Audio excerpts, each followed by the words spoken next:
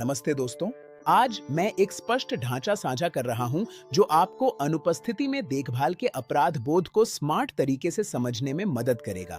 हमारे प्लेटफॉर्म विकास के दौरान एक दिलचस्प बात सामने आई कि लगभग 99% एनआरआई सिडनी से सिंगापुर और न्यू जर्सी से लंदन तक अपने घर पर रह रहे माता पिता के प्रति अपराध बोध के साथ जीते हैं।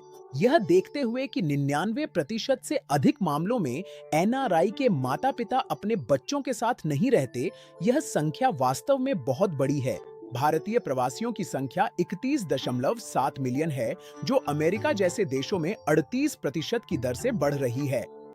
कड़े वीजा नियम और रहने की पाबंदियां मुश्किलें बढ़ाती हैं, क्योंकि विदेश में रहने वाले भारतीयों को लगता है कि वे अपने माता पिता के लिए पर्याप्त नहीं कर रहे या उनके जीवन को बेहतर बनाने के लिए सही कदम नहीं उठा रहे। हकीकत में दोषी महसूस करने की कोई जरूरत नहीं है, लेकिन यह देखभाल का एक हिस्सा है, खासकर दूर रहकर देखभाल करने वालों के लिए। ऐसी चीज के लिए खुद को जिम्मेदार मानना जो आपकी गलती नहीं है या आपके नियंत्रण से बाहर है, जैसे बुढ़ापा, इसे अत्यधिक अपराध बोध कहा जाता है।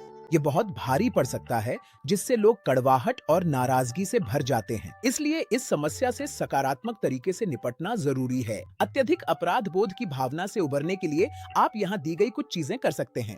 अगर आप इस सोच में डूबे हैं कि आप अपने माता पिता के लिए पर्याप्त नहीं कर रहे, तो उन सभी अच्छी चीजों को लिखें जो आपने की हैं। आप इंसान हैं और कोई भी आपसे हर काम पूरी तरह से सही करने की उम्मीद नहीं करता। अपने माता पिता से शारीरिक दूरी को लेकर दूसरों की बातों पर ध्यान न दें। इस बात की संभावना कम है कि इससे आपके माता पिता को कोई परेशानी हो। साथ ही अपनी देखभाल करने की क्षमताओं को लेकर खुद को आंकना बंद करें। ये आपको और भी ज्यादा दुखी कर देगा। अपराध बोध की इन भावनाओं को अपने अंदर दबाकर न रखें। किसी भरोसेमंद दोस्त से बात करें जो आपको निष्पक्ष राय दे सके, या किसी पेशेवर से मिलें जो इस अपराध बोध से निपटना जानता हो। अपने लिए समय निकालें।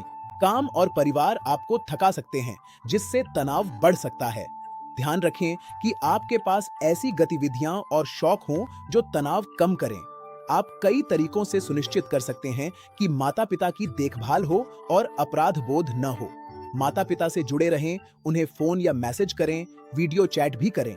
इससे उन्हें अकेलापन महसूस नहीं होता और आपको यह जानकर सुकून मिलता है कि वे ठीक हैं। एक प्रशिक्षित देखभाल करने वाला ढूंढें जो आपकी अनुपस्थिति में मदद कर सके और आपको माता पिता के बारे में नियमित अपडेट दे सके।